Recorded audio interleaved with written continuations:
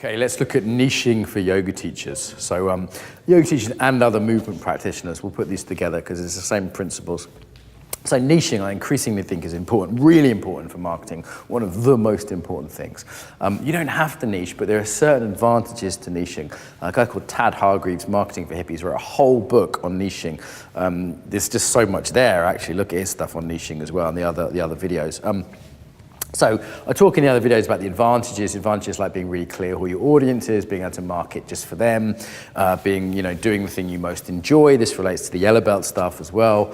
I've also given examples in other videos of, say, the yoga teacher who decided to work with ex-depressed and ex-anorexic young women, the other yoga teacher who decided to focus on injury prevention for dancers, and that enabled them to really focus their marketing. It took them out of the commodity market of like, well, there's a lot of yoga, it's a crowded market. Where am I going to go on a Tuesday night? If all yoga's the same, I'm going to go to the nearest one or the cheapest one. Very easy, save the time and money. However, if there's one across town that's specifically aimed at my needs, I'm going to pay more, I'm going to travel further for that class, So this is why we niched Purpose Black Belt. It used to be for anyone, now it's more for life coaches, trainers, yoga teachers, movement professionals, We niched down, and actually, I think it's a super smart move. So niching down to who you want to get to. In terms of yoga, you see this increasingly. Yoga's in what's called a mature market or a differentiated market. Niching happens when a market is crowded and over time, which is where yoga's at right now. So I saw yoga for sleep. There's one, is it Lisa Filipino in London? Her particular thing is yoga for sleep. So it's quite specific. You might have a studio that just does Ashtanga. So if you're an Ashtanga person, that's where you're going to go. And it's tempting to start offering everything else at that studio. But I think it's also really clear to say, look, flag in the sand, this is what we do here. This is our specialism. This is the place you go for this.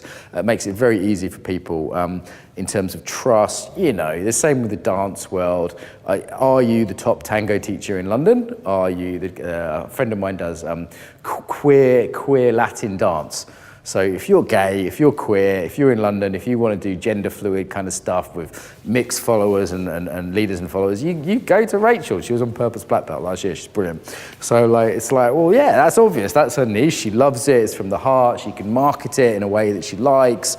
She feels like she's doing some good in the world with that work. I'd say she is. What a great niche, right? I mean, niches can be quite specialist. Like I know one guy who only teaches meditation to Aikido people. So Aikido specialist, and he just does the meditation with those guys. It can be really quite specialist in terms of yoga, in terms of dance. It's really tempting to think, well, I won't get any students, and if I do that, they won't come. No, not necessarily. In fact, often quite the opposite. You often get more students, again, for the reasons we've talked about.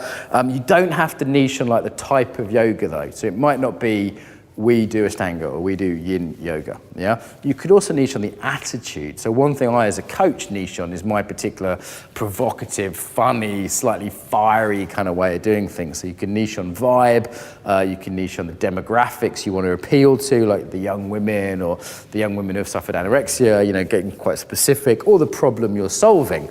So like, do you want better sleep? This is the yoga class you should come to. So that niche problem you're solving, yoga for people with PTSD, yoga for etc. Where it can get a bit ridiculous is there's so many kinds of yoga. So the thing I would say around niching is the thing I would sort of have as a balance to niching is you can just be like, okay, we just do yoga and that's okay. And you can be a commodity and you can do mass number, or you can differentiate in other ways. Your USP might be your level of customer service, the beauty of your studio, not necessarily like the type of yoga you do. Okay, so there's a little bit on yoga and niching. Not for everyone, but I'd say for most people in the mature kind of movement practitioner market, it would be very, very helpful.